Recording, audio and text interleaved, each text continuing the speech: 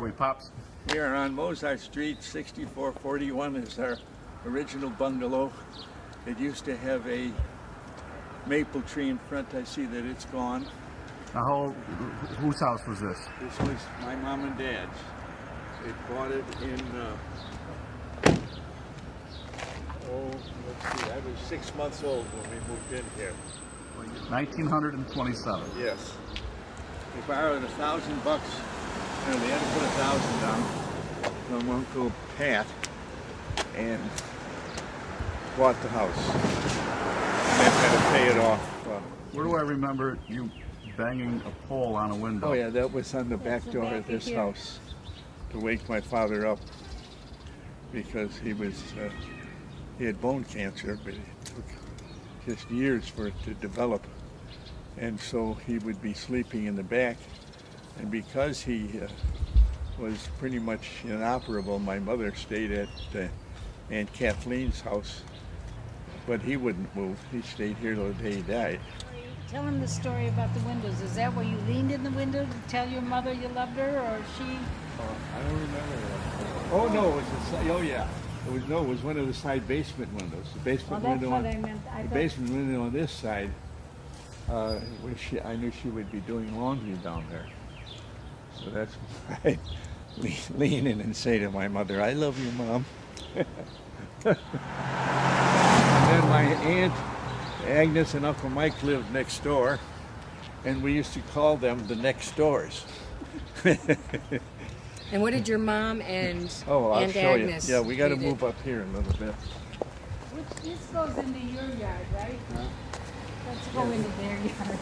Let's go in this one here. Now, across from here is only there's 2.5 feet, and there's 2.5 feet on this sidewalk. So that was only 5 feet across. So my mother could take a broom and put it across flat, and she would say she'd knock on the window, and then she'd say to my Aunt Agnes, "Have you got a 1/4 pound of butter?" And Aunt Agnes would put it on the flat part of the broom, and then she'd retrieve it. Or Aunt Agnes would need something. "I need a cup of sugar." Put it on the broom and send it back and forth. And if my mother wanted something, they wouldn't use the phone because that cost a nickel. But she could rap on the window, and Agnes would hear her. So Agnes would open her window about that far, my mother's would be that far, and they could talk for 20, 30 minutes, an hour. But they didn't want to between leave the house. They wanted to stay with the kids, or why wouldn't Yeah. they just walk out? Who knows? You know, maybe it's fear-based, but it was just easier to do that there. Yeah, and then they could always hear what their kids were In the doing. summer they would go But- out, but in the winter when it was cold, you Oh, could yeah. open the window that much, and there'd be Yeah. a little thing about this long, an opening in the storm window. Have you Yeah. seen those? They Oh, just yeah. talk through that. And they could, well, because we had some boys, but Uncle Mike and Aunt Agnes had 3 girls, so Couldn't our leave them place out. was much crazier than theirs. What's your favorite memory, your favorite childhood memory here, Dad? My favorite childhood memory. I would say us putting a fish pond, which was an old wash tub, concrete that they ripped out, but one side was still good, putting it in the ground, and then we had goldfish in it. And I was amazed because that thing froze over, and my brother Neil would get a pick and he'd poke it open every now and then, and he'd pour some fish food in and keep it open for a while, and they survived the winter. So that was a fun thing. I suppose, I don't know, you knew everybody in the block, on both sides, almost everybody, except maybe in some of the 3 flats, and it was just a nice, gentle place to live. My mother would sit in this one of these front windows in the summer, or even in the winter, and at night she'd watch everybody that went by, and she'd say to me, "Oh, Mr. Horwitz went by about 20 minutes ago. Oh, there, the Goldstein. Goldstein's the daughter was very pretty. There was always some guy pulling up in a big a convertible in the summertime. So naturally, my mother knew every time she lived and when she came back, and just about everybody on the street. That was just what they did.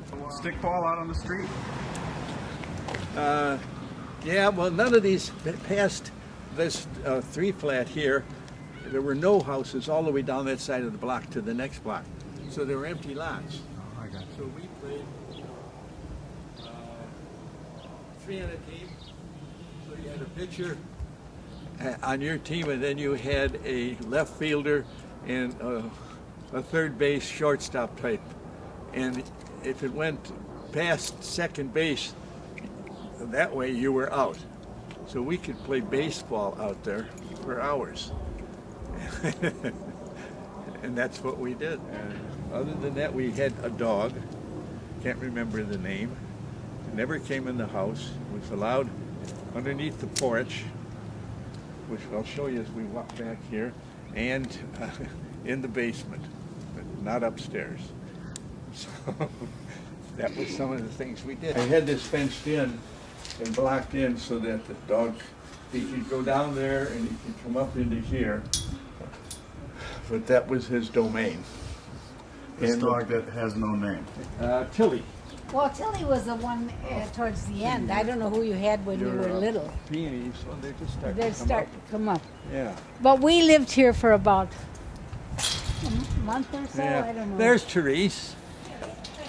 No, you can't, because you don't know nothing.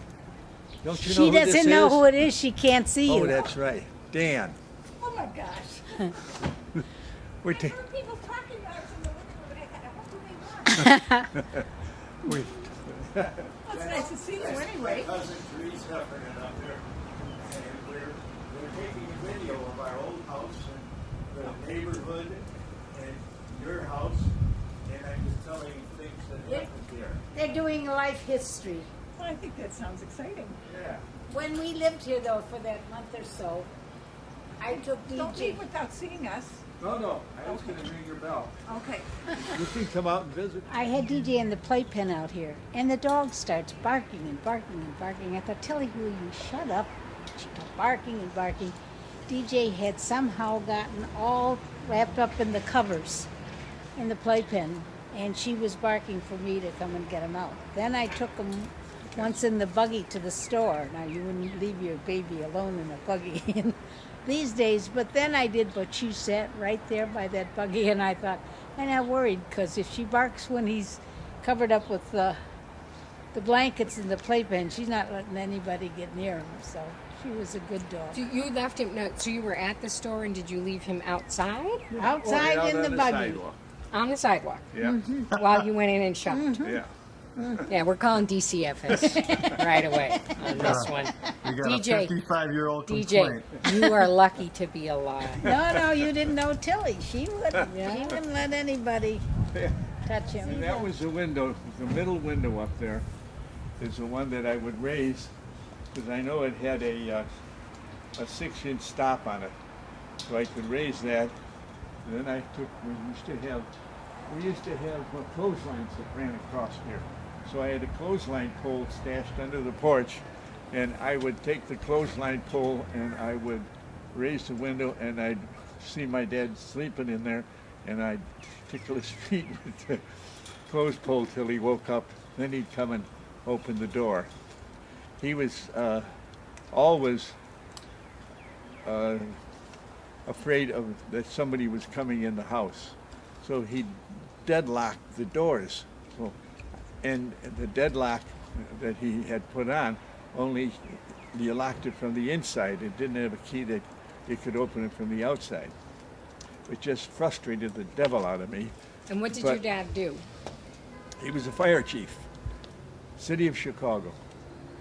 I have one of his parchment, I don't say parchment, but a scroll that says the City of Chicago for bravery beyond the call of duty to Bart Heffernan in 1920 or 21, where he rescued somebody in a fire or something. I don't even know what. And do you know what station he was the fire chief at? Oh, fire chief. He was downtown. He was captain up here, right here in Rogers Park at 71, which is at California and Rosemont. But he was the chief on the 3rd Battalion, I think, Washington and Aberdeen, I think was where he was the chief. And Uncle Mike, his brother, was the chief, and Mike was a captain up in St. Jerome's Parish, which is up near Lungton, Clark Street. And I don't remember what station he was the chief. They were both made chiefs in the same time. What year did your pops pass away? Oh boy, that's difficult. Well, let's see. SJ was in 62 or 3. My dad probably another 8 or 10 years later. Probably in the 70s. Yeah. I wanted to show you, Bob. See the size of this wood here? Yeah. That's the back porch. That's where your father slept most of the time. Yeah. That was his room. Come on. No, No heat? no By heat. choice. Yeah. Yeah. We had a sleeping bag. But Neil and Bart got the back bedroom, and Kathleen and Mary Ellen got the middle bedroom, and my mom and dad had the front bedroom. You got the porch. So I could have slept in that bedroom with those two clowns. So the dog got under the porch. You actually Yeah. got the porch. Yeah, yeah, That's living. yeah. And Daniel, wasn't it What? an empty lot right back there where those this cars was- there are? was And that's nothing where there. you had I your had a pole vault pit out pole here in vault. high school. pole vault? People used to stop and watch us. Is that a street or an alley? Now this is an alley, and it was just No garage here, or did you have the Oh, garage? this is a garage. Yeah. Was it there? Yeah, it was right there. So Yeah. your pole vault pit was where? In the alley? No, in the empty lot. This was a whole empty lot. Visualize that whole lot just being empty, nothing in it but grass and What did weeds. You pole vaulted, did you put, you just onto the grass? Oh, we dug a pit. A pit of what? Me and a kid by the name of Sonny Salin, and he was a much better pole vaulter than I was. But we dug the sod out about 10 foot by 10 foot, and then we got sawdust from the butcher, and the butcher shop charged us a nickel a bag for a great big bag of sawdust that high. And we got 10 bags of sawdust, poured that in where we had dug the dirt out, and then we put 2 4x4 poles up and nails, estimating somewhere around 9 foot and 10 foot. And then I got a pole from Loyola Academy that I brought here. I ran home with it because I couldn't put it on the streetcar. So How long is I that? I ran from Loyola at Sheridan. the lake. Loyola and Sheridan right at the lake there, right to here. About what? And you pole vaulted That's how over we 8 practiced. feet into sawdust. Yeah. Oh yeah. No mats. Yeah. No. That's pretty crazy. Oh, I did 10 feet at Loyola U when we rented the armory where they had the polo, right down there on Chicago Avenue. And we had a pit there that I practiced in. And that was a pit that was about 15 by 10. And we filled that with sawdust. And we'd roll it out. It had big wheels like this high. And that's how I practiced. And the high jumpers would practice high jumping into it. And one time we had a meet or something for the next day, so they announced at the school that anybody wanted to come over and see the track team because our 44 team, a quarter mile team, was one of the best in the country, and we're going to leave the next week for New York. I think it was the Melrose Games or something. So the coach said, well, hey, Heff, you got a pole vault for them. We can't just, these guys aren't going to really compete running here. So I pole vaulted in the armory and put it up at 9 feet. I can do that in a heartbeat. So that's what we did. But he never got hurt going into the pit, but Now I bruised my chest right here when, for whatever reason, however I did the pole vault to go up and then turn and then go over. So when it was this side here, I always had a bruise right across here. Bruise. Yeah. Raw. Try raw. Yeah, well, something like that. Betty, are you indicating that you saw his chest I went without to, his shirt on? well, I went to watch the practice. Okay. Yeah. So it's not that he took his shirt off. No, for you. no, no, no. From your He's, mother. I didn't think guys took their shirts off a lot anyway. Nah, that was sort of ugly. If you had an ugly body, secondly, who would want to? Well, I remember As Irish and white as you were. That's George, right. was That's, it and Ryan? Skinny. No, what was you know, his name? 145 pounds. That was heavy. And when I came out of the service, So what are you, about 10 pounds more than that now? yeah, yeah, About. about that. Yeah, you're right. Yeah. One number has changed. I think it's from a 1 to a 2. Yeah. But I remember, I can't think of that guy's name, George something.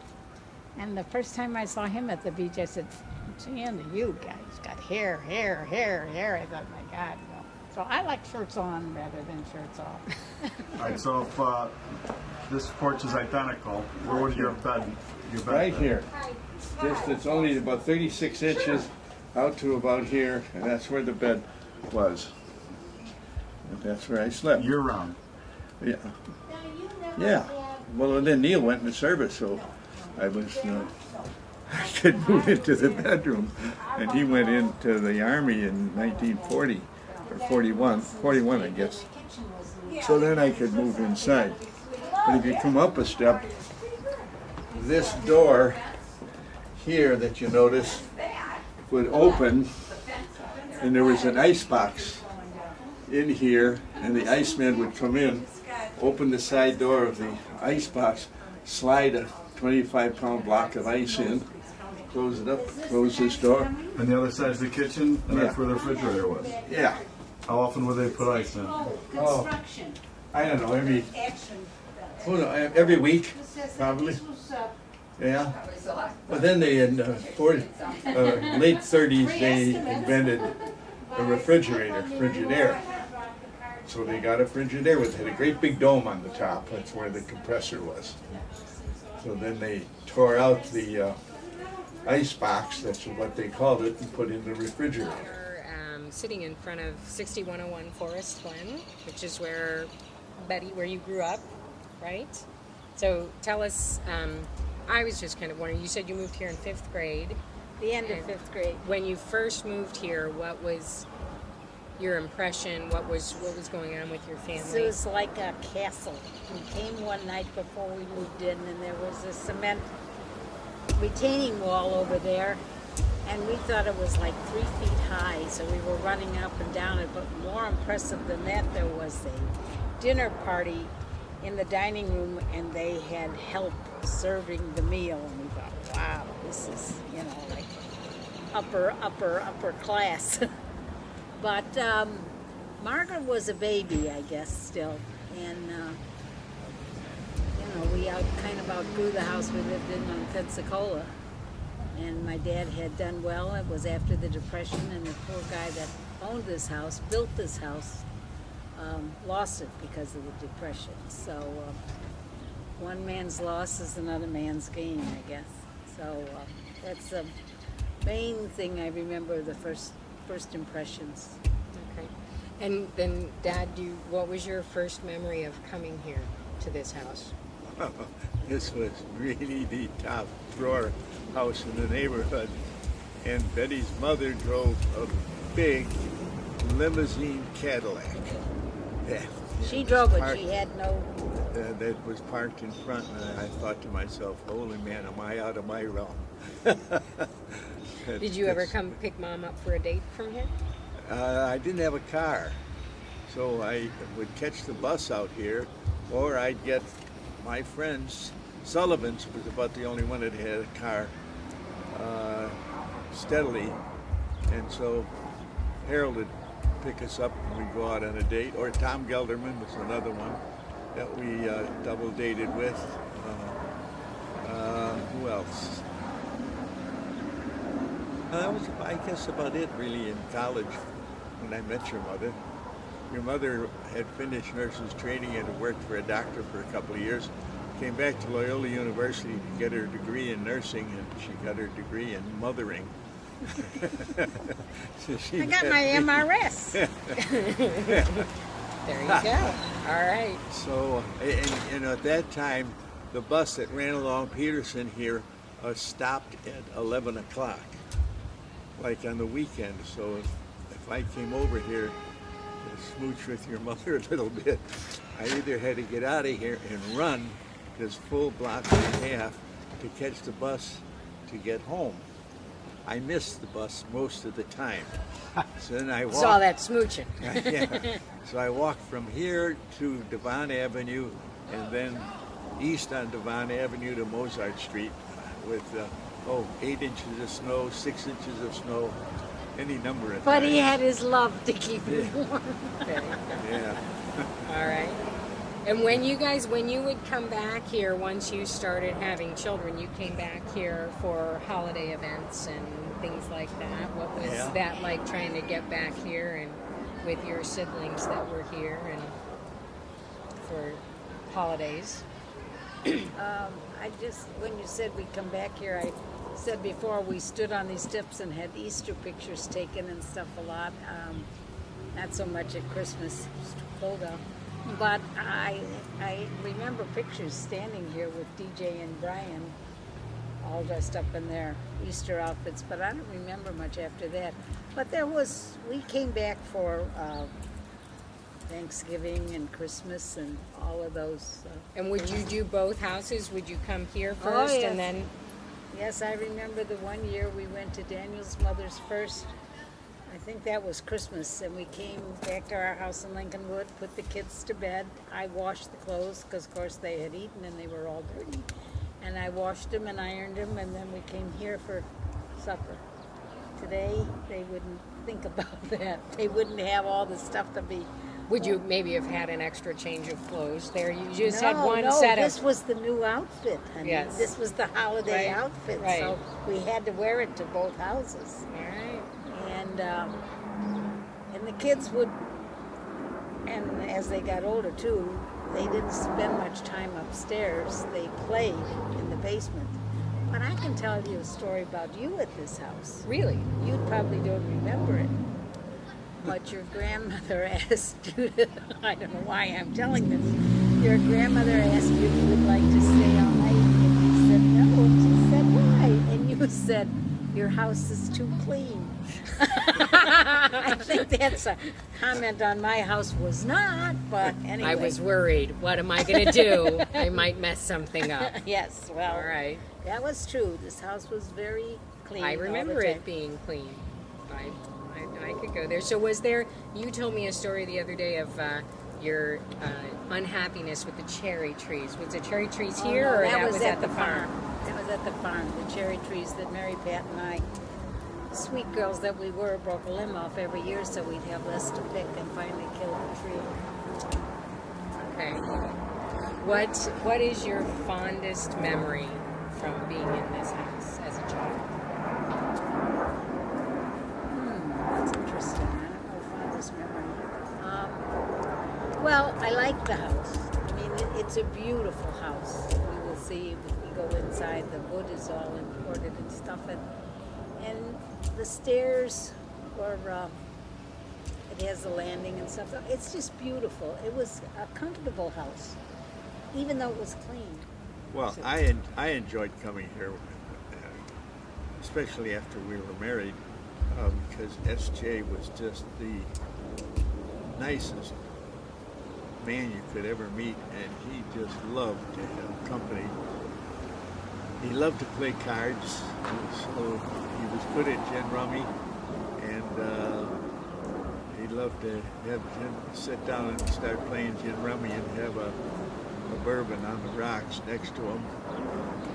I think he got to drink a little more when he had company. That's why he liked Yeah. company. And when I It's a got good to, excuse. when I got to know him a little better, he loved to play golf. So I played golf with him a number of times up at the farm area. Chain of Lakes Golf Club is what it was called in those days, and it was 9 holes on each side of Grass Lake Road. Okay. So one incident that happened with SJ. They had carts at the time that just had one wheel in the front and two in the back. So you had to be very careful as you're steering it. So he dribbled the ball down, and I hit a pretty good drive. So he says, well, you start walking for your ball, and I'll hit from down here. He lost control of the cart, and the cart hit a bump, and then the wheel in the front went sideways, so the cart tipped over, and he went flying out. So I came running up to him. Are you all right? Are you all right? And he says, yeah, I'm okay. He said, I'll kill you if you tell anybody that this happened. So that was one of the fun days I had with S.J. O'Brien. I beat him on one hole at that course once. Because he dubbed his first shot and I had a good one. And then I said, I'm ahead of you, I'm ahead of you. Well, then you know what that does? Then they try too hard and he dubbed the next one and I beat him on that hole. One hole in my whole life, but I never forgot it. That's right. Very good.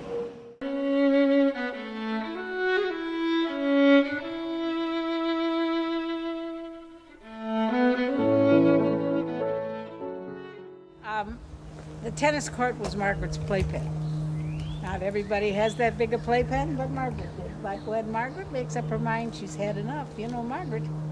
So she called Mother and called Mother and Mother didn't listen. Margaret was pretty smart for about 5 years old, I guess, or 6. Maybe she wasn't even that old.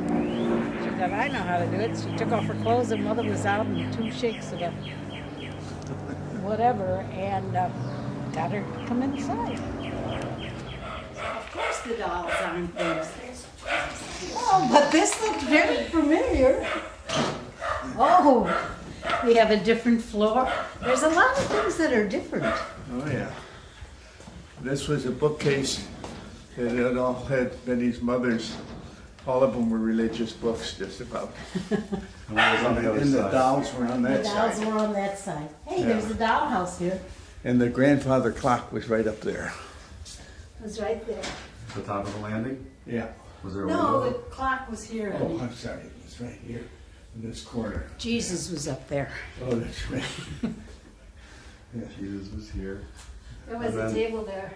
Was the piano here that the, The piano was here.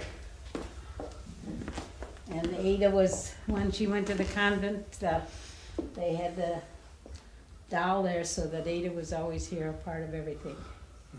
And that's the mantle that Aunt Catherine's engagement ring was on more, she says, more on that mantle than on her finger. Because every time Mother would give her a hard time, she'd take it off and she's going to break What? up with Uncle Mark. And really? Grandma didn't like the men that their daughters picked, almost all, except maybe me. of course, not you. And these windows used to have curtains that went all the way around, yeah. round ones that went all the way to the top. And that's the window that my father says to Uncle Bob. He asked my dad if he should invest some money. And my father said, could you take that money and throw it out that window? And Bob said, well, no. He said, then you can't invest in it. If you don't have enough money to throw it away, you can't invest. This was a great dining room. Can you imagine this whole table filled with 5 daughters and 3 or 4, back in those days, 3 or 4 grandchildren. And then usually were the Dolan brothers, who were priests. They would come over for dinner often. And Father Dundas was another one. He was the comptroller at DePaul University. So they always had a bunch of priests and people over when they had several dinner parties.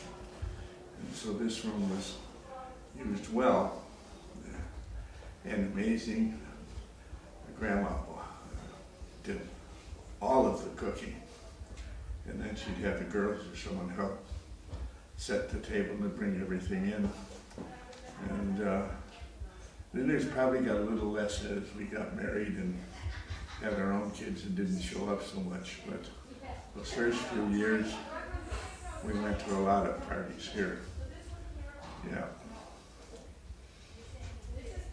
How about any, was SJ a man to give toasts at a table? Oh, Off and on, he did, yeah, sure. He was very verbal. Yeah, one time, Thanksgiving, and as we started driving up, a number of us at the same time, SJ is meeting us at the door, and he's got a fifth of Fitzgerald or Old Forest, and pours everybody, the males, everybody a shot, down the shot, Merry Christmas or Thanksgiving, whatever it was.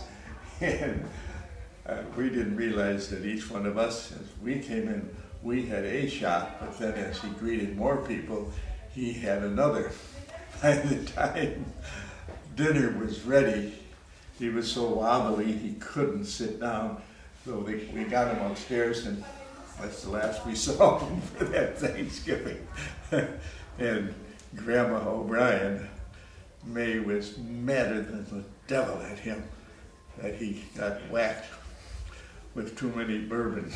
So, Mom, what do you remember about the basement? I didn't like to go down there because I always had to go to work. We had a iron thing, what do you call that? Where you fed the sheets through, so it's an iron. I got really good at that. I could do shirts on that thing. I was so proud of myself. But that room, there was a room over there, was the furnace room, and there were clotheslines all across, and so you take the stuff out, and we didn't have a dryer, obviously, so we hung them all on those lines In the basement. in the basement. And then that food cellar, that's what you called it, I think, was there with the freezer, so you could go down and get ice cream. I can remember that.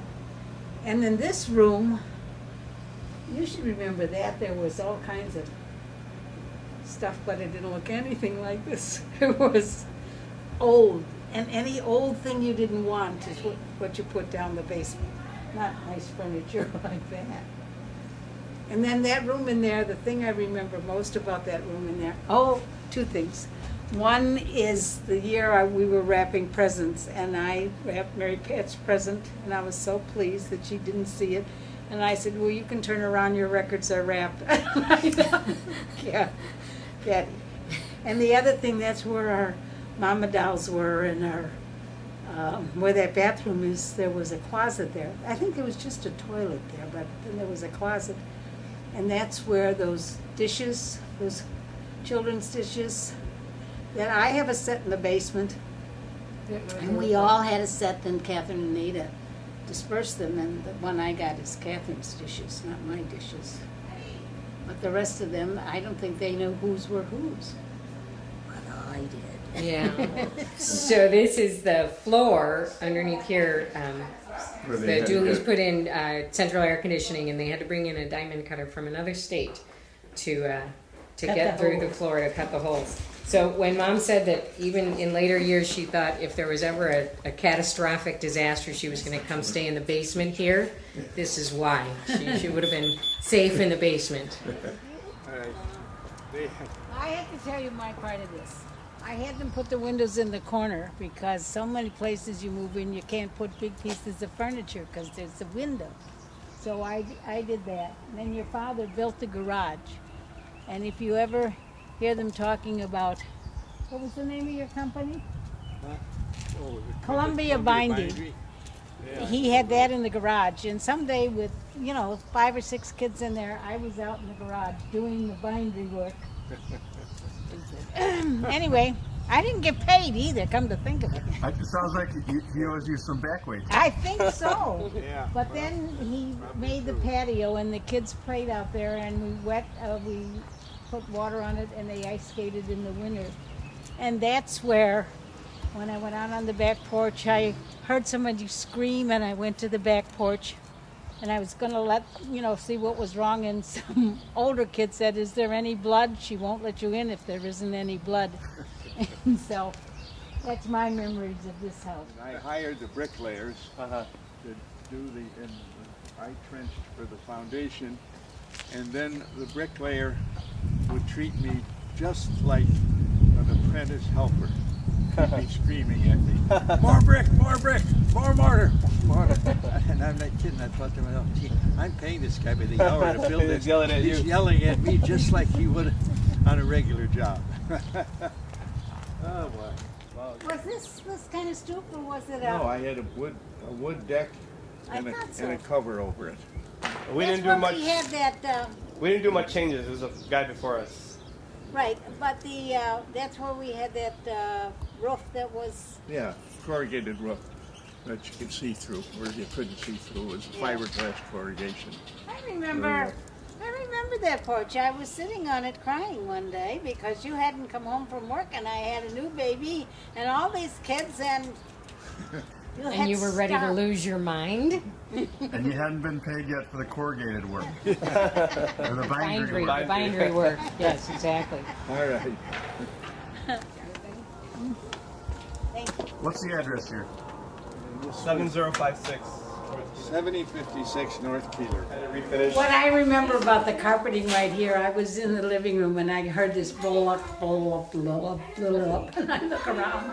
And one of your brothers had the Hershey's and he was just spilling it. And it was like right here, so the table was there, you couldn't put a chair here, there was no way to cover it up. And that kid's still alive, I was surprised. When we went away one time and Aunt Catherine was babysitting, and John climbed up here to get the candy. That was up there, good old John.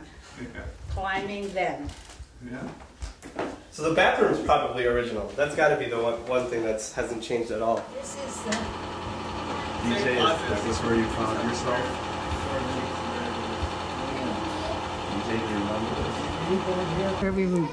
We had the bed over here, but when Was we this the first, master bedroom? this is the Yes. master bedroom. This is where a lot of children were created. Anyway, the First man 7. said to me, I said, I want the walls brown. Brown? You can't paint the rooms brown. That's not romantic. I said, look, we don't need any romantic stuff.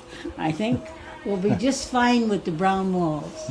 So we were here with one crib in this bedroom. Anne Marie was in the dining room in one of those things. DJ and Brian were in here in those Tottentine beds.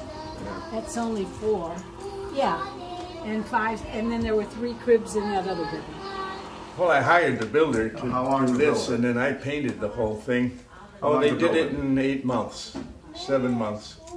In fact, I was just so irritated for a while because I didn't understand when they built a plastered house and they put the first coat on and then they had to let the windows all open and it was cold out. And I said, what are they doing that for? Well, they had to get all the moisture out of the original rough coat in the plaster. Then after that happens, then they come in and they do this smooth coat.